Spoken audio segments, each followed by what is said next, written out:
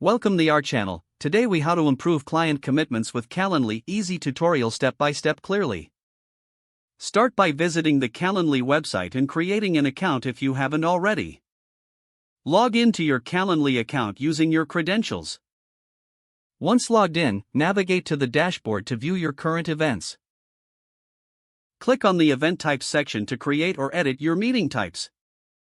Choose the type of event you want to schedule, such as a one-on-one or group meeting. Set the duration of the event according to your preference. Customize the availability settings to reflect when you are free for meetings. Consider integrating your calendar from Google, Outlook, or another service to avoid double bookings. Add any necessary questions or notes that you want clients to fill out when they book. You can include information like preferred meeting topics or other relevant details. Once you're satisfied with your event settings, save the changes. Copy the link to your event type, which you'll share with clients. Send this link via email or your preferred communication tool.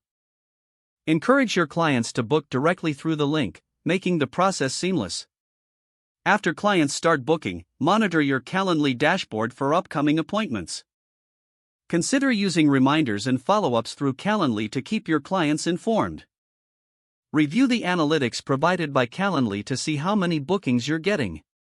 Make adjustments to your availability or event types based on client feedback and booking trends. Using Calendly simplifies the scheduling process and enhances client commitment. If the page does not load, refresh the browser or try again in a private or incognito window. Make sure you are using the correct email address, then retype it carefully to avoid small typos. If your password is not accepted, use the reset option and create a new strong password you can remember. Check your spam folder for verification or security emails, then complete any requested confirmation steps. Enable two-factor authentication if available to improve account security and reduce unauthorized access risk. After signing in, review your profile details so your contact information and settings are accurate and current. If you see an error message, note it down and try again after restarting your device and internet connection.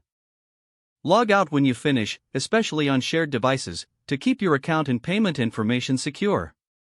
If the page does not load, refresh the browser or try again in a private or incognito window. Don't forget to like this video and subscribe to our channel for more step-by-step tech guides.